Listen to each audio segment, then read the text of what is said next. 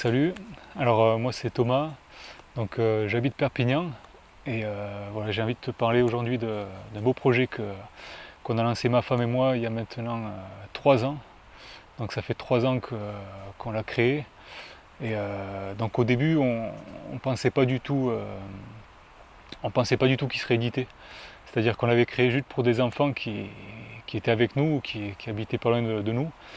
Et voilà, on a voulu les aider avec ce jeu, en fait. Simplement les aider à comprendre un petit peu le thème des fêtes de l'Éternel. Et on a fait ce jeu pour eux. Alors ce jeu, il s'appelle Raksaméar. Alors ça me faisait rire plusieurs parce que c'est assez dur à prononcer quand on ne connaît pas l'hébreu. Donc en fait, c'est très simple. Comme mémo technique, c'est comme s'il y avait un R au début et un R à la fin. Voilà. Rag Saméar. Et ça veut dire bonne fête, tout simplement. Donc c'est une expression courante en Israël. Et nous, on a voulu l'appeler comme ça parce que c'est tout simplement une expression de joie, comme nous, quand on se souhaite bonne fête. Je veux dire, lors des fêtes qu'on peut faire, qu'on connaît ou qu'on célèbre, on dit bonne fête tout simplement. Eux ils disent Rak Sameach. Et on a vraiment cœur voilà, de le mettre en hébreu, parce qu'en même temps, ces fêtes, elles ont été créées par rapport à Israël. Et elles concernent la terre d'Israël aussi. Et même si elles nous concernent à nous aussi en tant que chrétiens aujourd'hui, parce qu'elle parle de Jésus. Voilà, c'est aussi ce qui nous a poussé à faire ce jeu d'ailleurs. C'est quand j'ai découvert que ces fêtes parlaient de Jésus. Ça, c'est quelque chose qui m'a motivé à faire ce jeu.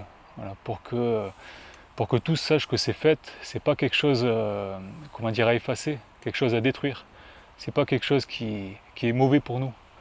C'est quelque chose qui est bon parce que c'est tout un enseignement. J'ai eu plusieurs fois l'occasion de parler de ces fêtes à diverses assemblées, à divers endroits, et je pouvais leur dire que ces fêtes, en fait, c'est comme des panneaux indicatifs. Voilà. C'est des panneaux indicatifs qui sont tous pointés sur Jésus. Et voilà, donc il faudrait beaucoup de temps pour parler de chacune de ces fêtes. C'est pour ça que dans ce jeu, on a fait un petit livret aussi qui donne quelques bases, quelques indices, en fait, simplement pour le découvrir. La fête qu'on connaît tous, généralement, parce que même non-chrétiens, chrétiens, même les musulmans, je crois que tout le monde la connaît, c'est Pâques. Je veux dire, c'est un jour férié dans le calendrier d'aujourd'hui. Tout le monde connaît la fête de Pâques, tout le monde en a entendu parler. Et puis cette fête, justement, elle date des fêtes de l'Éternel, elle a été créée à ce moment-là. On peut la lire dans Lévitique 23. C'est pas une fête qui a été créée après par l'Église catholique ou qui a été créée après dans le cours de l'histoire. C'est une fête qui vient de là. Alors elle a été après, j'ai envie de dire, on peut dire déformée. Il y a eu bien des dérives, bien des choses. Et autant du côté juif que du côté chrétien, on pourrait dire, même si du côté juif, ils ont gardé quand même la tradition d'origine, ce qui est très bon. Et, mais après, cette fête de Pâques, elle est si importante aussi, parce que c'est un commencement. C'est un commencement. Alors les juifs, ils pourront très bien l'expliquer en disant que c'est le commencement de leur peuple, parce qu'après la Pâque, qui a eu lieu en Égypte, où ils sont sortis de l'esclavage, sortis d'Égypte, c'est là qu'a été créé justement le peuple juif.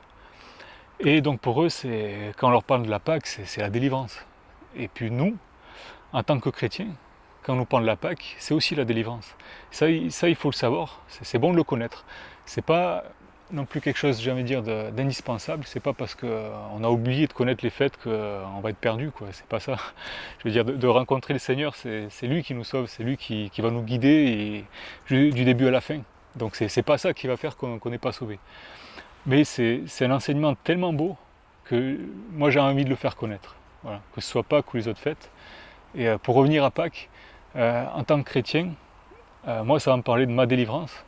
C'est celle que j'ai eue face au péché, celle que j'ai eue avec ma vie de ténèbres, d'esclavage aussi dans mon Égypte, on pourrait dire, et la délivrance que j'ai pu avoir de tout ça. Et que le Seigneur il a fait. Et il a fait comment? Il l'a fait par son sacrifice. Et c'est là qu'on retrouve toute cette fête. Je veux dire, sans le sacrifice de l'agneau, il suffit de relire l'Exode, pour ceux qui ne connaissent pas. Je vous invite à relire tout ce livre de l'Exode. Sans ce sacrifice de l'agneau et ce sang sur les linteaux, la mort elle aurait touché aussi tout le peuple. Tout le peuple, et ils auraient été autant touchés que les Égyptiens et ils n'auraient pas pu être délivrés. Donc ça nous parle aussi de la mort qui nous touche sans le sang de Jésus, sans son sacrifice. Voilà. Et donc c'est tellement important, tellement beau aussi. Moi à chaque fois que je relis l'Exode, je ne peux pas m'empêcher de penser à Jésus maintenant. Je veux dire, c'est ça qui est beau. Je veux dire, c'est ça qui m'a rempli de joie en connaissant les fêtes. Pas parce que c'était quelque chose de religieux où je me retrouvais là-dedans, en me disant tiens, ça c'est des rites que je trouve agréables à faire, etc. Ça peut être une sorte de confort des fois la religiosité où on se met dans des rites, des choses qui ont l'air plus fortes que nous, qui nous disent comment faire. Un peu comme quelqu'un d'autoritaire qui nous dirait comment faire. Et puis du coup, on est conforté par ça, on se laisse guider. Mais en tout cas, ce qui m'a plu dans ces fêtes, c'est Jésus. Voilà. C'est de voir qu'il était déjà là-dedans. Ça a été édifiant pour moi, ça a renforcé ma foi de voir qu'il était là depuis le début en fait. C'est-à-dire que dès le début, dès l'Exode, il était là, quoi. Et il a donné des clés déjà pour ma vie aujourd'hui, quoi. Et ça m'a confondu, quoi. Le jeu, disons que j'ai reçu l'idée du jeu, ça m'est venu, j'avoue que ça me vient rarement de cette façon-là, parce que je suis quand même un créatif. J'ai créé pas mal de choses, j'ai même créé des t-shirts aussi, dans ma vie j'ai pu créer plusieurs trucs. Et puis ça vient progressivement, il n'y a jamais tout, c'est rare que ce soit tout d'un bloc. Mais là le jeu il m'est venu d'un bloc. C'est vrai que c'était beau, c'était à la sortie d'un culte en fait. Il y avait eu un enseignement sur Pâques, et puis il y avait des enfants qui en avaient essayé de donner quelques jeux chrétiens. Alors ce qu'on avait sous la main, c'est-à-dire qu'on n'avait pas grand-chose, ils étaient trop petits pour jouer au Ictus par exemple, ou à d'autres jeux. Alors on a imprimé des choses d'internet, des petits jeux imprimés. Alors le problème c'est qu'ils y ont joué 5 minutes, et ils sont allés chercher le Monopoly, et ils ont joué au Monopoly parce que bon, ils s'amusaient avec, quoi. Alors c'est pas pour enfoncer le Monopoly, quoi, c'est pas ça. Et je me dis pourquoi il n'y a pas quelque chose de qualité sur lequel ils puissent accrocher, et qu'ils puissent leur parler de ce thème-là en plus, qui malheureusement n'ont peut-être pas pu découvrir parce que l'enseignement n'était pas à leur portée. Là c'était trop lourd, quoi. C'était trop consistant. Et donc ça m'est venu, c'est vrai, ça m'est venu d'un coup. C'est-à-dire que j'ai pensé à un système de jeu, et le plateau m'est venu dans la foulée. C'est le package, j'allais dire, qui m'est venu d'un coup. Donc le plateau, les règles, le système de jeu, les cartes, ça m'est venu d'un coup. Et j'étais tellement motivé, j'ai mis 2 semaines à faire le premier prototype. Il était pratiquement comme le jeu maintenant, sauf qu'on a dû refaire toutes les images évidemment, on a dû tout refaire. Mais il était pratiquement comme ça, quoi. Et j'ai mis 2 semaines, je m'y suis mis tous les soirs, je m'y suis mis à fond, quoi. Voilà. Et puis 2 semaines après, je leur ai présenté ce jeu, ils ont fait une partie, ils se sont régalés. Et ça m'a vraiment motivé, quoi. Et voilà. Donc on a fait un système de jeu tout simple. On n'a pas révolutionné le système de jeu, des jeux actuels, c'est vraiment tout simple. C'est un peu comme le Monopoly d'ailleurs, c'est-à-dire qu'il y a un plateau et puis on tourne dans le plateau jusqu'à gagner la partie, tout simplement. Sauf le Monopoly, je crois qu'on gagne jamais la partie. Je crois que c'est un truc qu'on pourrait jouer 1 an, mais enfin bref. Mais là, il faut avoir les 7 cartes des 7 fêtes pour gagner la partie. Voilà, donc c'est le système de jeu tout simple. Et pour avoir les cartes des fêtes, il faut avoir des cartes semences ou récoltes. Donc ça mêle l'agriculture aussi. C'est-à-dire que le jeu, voilà, je pars sur un autre thème du coup, mais que le jeu en fait, le thème du jeu, c'est les fêtes et l'agriculture, ensemble. C'est-à-dire comme quelque chose de mêlé, vraiment les deux ensemble. Et puis je crois que le Dieu qu'on a de toute façon, c'est le Dieu créateur aussi, c'est celui qui a créé toute l'agriculture et toute la création, et ça, c'est quelque chose qui est inspirant d'ailleurs, la création, et il n'a rien fait au hasard. D'ailleurs quand on se balade, que ce soit en forêt ou même ici dans ce parc, on peut constater en méditant un peu que c'est merveilleux ce qu'il a fait, et qu'il y a tout qui peut nous parler de quelque chose de lui. Et je crois que l'agriculture aussi, parce que l'agriculture, quand on est agriculteur, on sait qu'on doit se plier à la création. Je veux dire, c'est pas nous qui allons imposer comment ça se passe. Et il y a un système qui est fait comme ça. C'est Dieu qui l'a mis en place. Et ce système, tout simple, par exemple, qu'on sème et puis après on récolte. C'est-à-dire que si on n'a pas semé beaucoup, on va récolter peu, et etc. Voilà. Et si on n'a pas semé comme il fallait, si la terre n'était pas bonne, etc. D'ailleurs, Jésus, il parle souvent de l'agriculture. Je veux dire, il utilise souvent des paraboles, la parabole du semeur, avec les différentes terres, etc. Et s'il utilise ça, c'est simplement que déjà que l'agriculture, c'est tellement important, ça nous parle avec tellement d'images, mais c'est aussi que de son temps, à l'époque où il était, et les personnes qui avaient autour de lui, c'était des agriculteurs, quoi. C'était des gens qui cultivaient la terre pour vivre, c'était des gens qui savaient de quoi ils parlaient, quoi. Quand ils disaient la bonne terre, la mauvaise terre, c'est évident qu'ils allaient comprendre, c'est évident. Et ce jeu, il va justement nous replonger dans une année à l'époque de Jésus. C'est-à-dire comment ça se passait. Parce que quand on lit ça, qu'on lise l'Ancien Testament ou le Nouveau, c'est pareil de toute façon, on va lire un certain contexte, et puis dans le Nouveau, on va lire le contexte de la vie de Jésus, mais qui vivait pas à Perpignan aujourd'hui, au milieu des bus, et il se rendait pas, il prenait pas le métro pour la droite à gauche. Ça, c'est notre contexte à nous. Et il vivait dans un contexte aussi où comment dire, il a pu donner beaucoup d'images, de choses par rapport à ça. Et je me mets surtout à la place d'un enfant qui découvre ça, qui découvre la parole, par exemple, qui veut se plonger à un moment donné dans l'évangile, et puis voir qui c'est ce Jésus, dont peut-être ses parents lui en ont parlé ou d'autres, et qu'il a envie lui-même de lire l'évangile cette fois-ci, eh bien, il va rencontrer un contexte complètement inconnu. Et ça j'ai pu m'en rendre compte avec des enfants, je veux dire, à qui je parlais, qui ne comprenaient pas, mais pourquoi est-ce que Jésus là il nous parle de ceci, pourquoi comme ça, et pourquoi ça se passait comme ça à son époque, etc. Et là on est obligé aussi de leur expliquer un petit peu. Et ce jeu, vu qu'il va parler d'une année du temps de Jésus, l'enfant il va pouvoir se replonger et revivre une année en fait, voilà, du temps de Jésus. Pour le jeu, maintenant, comment le trouver? Comment tomber sur ce jeu? Alors il y a plusieurs façons de se le procurer. La première, j'ai envie de dire, c'est sur le site officiel, c'est quand même important. Parce que dessus il y a des mises à jour, enfin, il y a des nouvelles aussi sur le jeu, etc. Enfin, c'est le premier endroit, je pense, où il faut se rendre si vous voulez obtenir le jeu. Alors le site officiel, c'est très simple, c'est le nom du jeu, c'est-à-dire jeu Raksaméar. Donc je vais quand même épeler. JEUHAGSAMEAH.com. Voilà. Donc jeuraksaméar.com, c'est le premier endroit pour se procurer le jeu. Ensuite, on a la chance d'avoir deux diffuseurs qui diffusent le jeu, qui sont la CLC en France et la Maison de la Bible en Suisse. Voilà. Donc on peut trouver le jeu dans les librairies CLC et la Maison de la Bible. Le prix du jeu il est à 39 €. Voilà.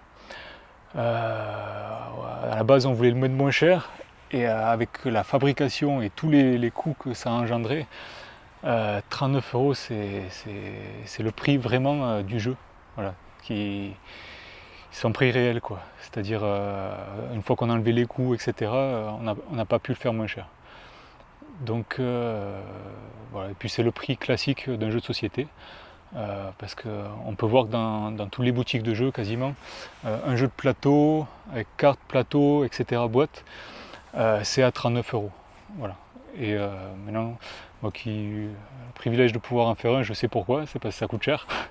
Ça coûte très cher d'en faire un. Et voilà, donc pour pouvoir le faire, d'ailleurs, on a eu la chance de réussir une campagne de crowdfunding sur la plateforme multipli.fr. Ça a vraiment été une bénédiction pour nous, quoi. C'était une super équipe qui nous a bien aidés aussi depuis le début. Ils nous ont soutenus dans le projet, ils nous ont aiguillés parce qu'on n'avait jamais fait de crowdfunding, on ne savait pas comment ça marchait. Puis on est parti de rien avec mon épouse et moi, on n'avait absolument pas les moyens de faire un jeu. Donc on est parti vraiment par la foi. On avait très très peu d'argent.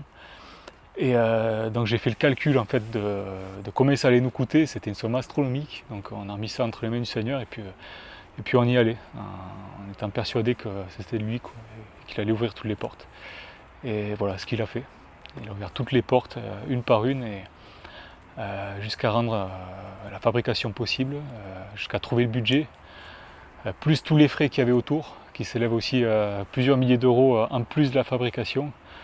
Donc si je peux dire le coût total, avec tous les frais autour, on en a eu pour dans les 25 000 euros à peu près, ce qui est pas rien, surtout qu'à cette époque-là, on ne travaillait pas. Donc on passait notre temps à justement aller faire des présentations pour le jeu, etc. avec un enfant sur les bras. C'était toute une histoire. C'était vraiment, mais en même temps on regrette rien. Je veux dire, c'était un parcours magnifique là. On a rencontré des tas de gens, vraiment très intéressants. Beaucoup de monde nous a aidés aussi pour concevoir le jeu. C'est à savoir qu'on l'a créé en 2014. On a décidé de le lancer en 2016. Mais il a fallu 1 an de conception. C'est-à-dire qu'on a dû refaire toutes les peintures, les 50 cases. C'est-à-dire qu'on a fait 50 peintures, plus une peinture, la carte d'Israël qui représente le plateau. Alors ma femme a pu en faire 35 et une artiste peintre nous a aidé en faisant 15. Donc ça a été beaucoup de travail, y compris tout le graphisme que j'ai pu faire pour la boîte, les cartes, etc. On a mis 1 an à faire tout ça. C'était beaucoup de boulot. Voilà. Et ça nous a permis aussi d'expérimenter tout le parcours que c'est finalement un jeu de A à Z. C'est-à-dire depuis l'idée, c'est-à-dire qu'on a une idée de jeu, une bonne idée, une petite idée, une très bonne idée, peu importe, jusqu'à le jeu final. C'est-à-dire la boîte finie, prêt à jouer. Il y a tout un parcours qui est vraiment pas des plus faciles. Un parcours du combattant souvent. Et ça nous a aussi donné envie, avec mon épouse, de pouvoir aider des porteurs de projets, de pouvoir les aider par des conseils, premièrement. Et si un jour on a les moyens, on a le capital, de pouvoir les aider par l'édition. Simplement éditer leur jeu et leur amener finalement tous les besoins qu'ils pourraient avoir pour un jeu. Souvent, les finances, c'est souvent un gros problème, il faut l'avouer. Alors, le Seigneur pourvoit, mais avec une maison d'édition, je veux dire, il pourrait y avoir beaucoup plus de projets. Par exemple, nous, c'est le premier truc qu'on a fait avec ma femme, c'est qu'on a cherché une édition, qu'on n'a pas trouvée pour le jeu. Donc, on a choisi de l'auto-éditer. Et c'est pour ça qu'on a eu tout ce parcours, qu'on ne regrette pas, certes, mais qu'on aurait aimé peut-être plus facile, plus court, c'est sûr.